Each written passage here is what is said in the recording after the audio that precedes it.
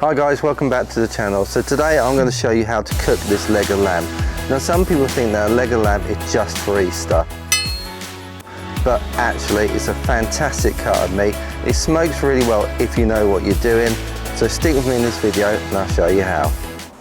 Okay, so this is about a 2.3 kilo leg of lamb, and as you're going to see, it's not got a lot of fat on it. So that's the thing you have to be a bit careful with lamb, in that a lot of barbecue meat that we do, like briskets and all the rest of it, got a lot of intramuscular fat. Generally have a fat cap on top as well, whereas lamb doesn't have that. So we do have to be a little bit careful. But the first thing we need to do is season this up. So I've got some extra virgin olive oil, and I'm just going to drizzle it over.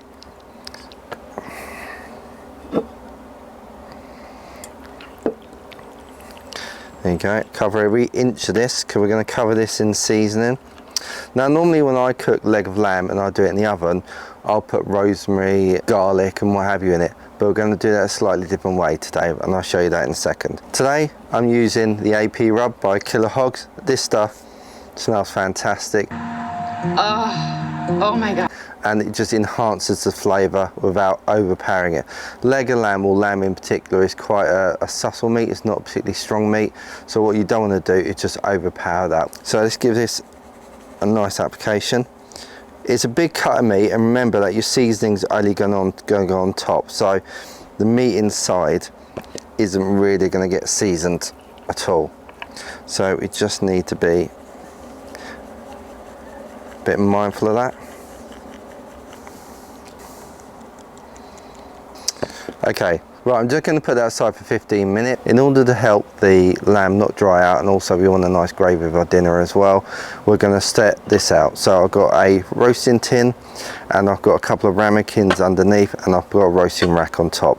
So I've raised that up so all the juices and everything from the lamb will drip down, and then all the vapours and all the steam from the sauce will come up and invoke the lamb. And so I've got 2 stock cubes in here, and that's a litre of boiling water. And then I've got red wine. So this is a Merlot, but use your favourite. So all we're simply going to do is pour this in.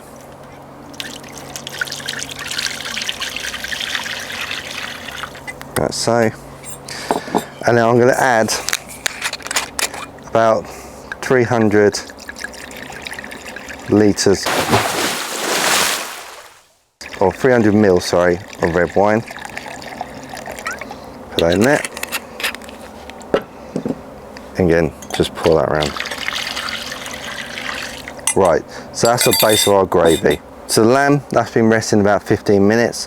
So I'm literally going to place that on top of the rack and hope it doesn't slide off too much. There you go, perfect. But we're going to add all the other elements later on. So we're going to put mushrooms, onions and garlic in the gravy as well. We want those to cook down. The Traeger's on at 275. Today I'm using cooking pellets, and I'm using their cherry.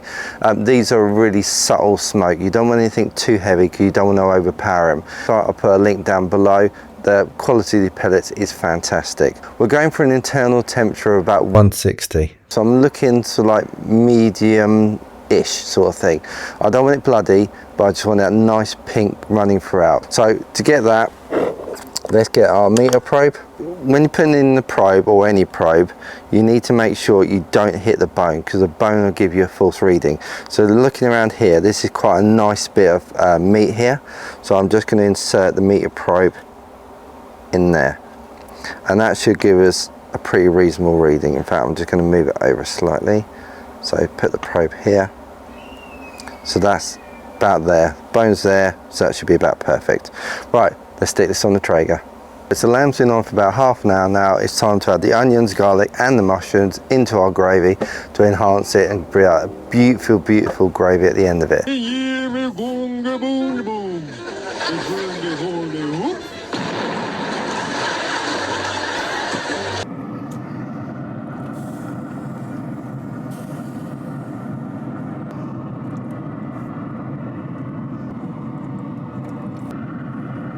Okay, so the lamb's been on for about an hour now, so it's time to start basting this. So all I've got in here is half a block of butter, so about 125 grams of butter. And what I've got here is some sage and some rosemary. I'm going to use this as a brush to basically mop the lamb, all those flavours all that rosemary and sage, all those like natural oils will go on top of the lamb and it will cook beautifully. So let's put this in. I'm going to leave this out for the time being. I'm going to put this in and heat it up. So being a complete numpty, I like to not record any sound at least once in the video. So here we go again. So basically what I've done, as you saw in the previous thing, so I've put the butter inside the Traeger, it's nice and melted. And then I'm getting a herb brush and I'm just going to keep brushing it over the actual lamb. The idea is that the butter helps to kind of like break down and get all the essential oils out of the herbs. And then by kind of like painting the butter on top of the lamb itself, you kind of transfer in some of those flavors in a really subtle but really kind of like nice way. And it's just a really good way of just adding extra flavor to it. So you're going to keep doing this probably every like 10 minutes or so, and just keep adding that flavor in, keep going back to it, keep basting it, and just keeping an eye on it and see how it's doing. So this is about half an hour later, and I've been basting it every 10 minutes. You can see we've got some really nice colour on there. But again, just keep basting it, keep adding all those layers of flavour on it. The smell is incredible. And of course, some of that butter is going to drip off and go into your gravy. So you're going to get the flavours of the rosemary and the sage go into your gravy as well. So we're going to keep doing this, keep checking on it, keep basting it until we get the internal temperature of 160 that we're looking for. So we're approaching the 2 hour mark. I've been basting it every 10 minutes and it's time to probe it to see where we are. We're aiming for about 160 degrees Fahrenheit or 60 to 66 degrees Celsius, and we're going for like a medium on this. So this is reading about perfect, so it's time to take it off and let it rest. So you don't normally have to kind of like tent these cuts in tin foil, but I've got so many flies and wasps whizzing around, I'm kind of like doing it just to keep them off. But basically I'm just going to cover it in tin foil, let it rest for at least a good half an hour. You basically want it to come down in temperature a little bit, and you want all those juices to start redistributing throughout the meat, so that when you cut it, it's all juicy and moist, rather than if you cut it straight away, you'd have all that steam coming out, and basically that's all your moisture disappearing, and you're just going to have a dry piece of meat, and you don't want that.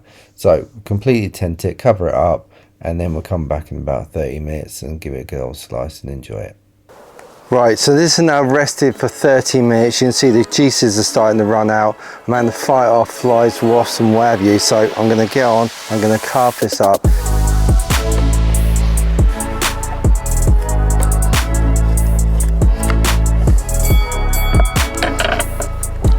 Look, you can see that beautiful smoke ring that we've got there, and it is tender as you like. That is absolutely gorgeous.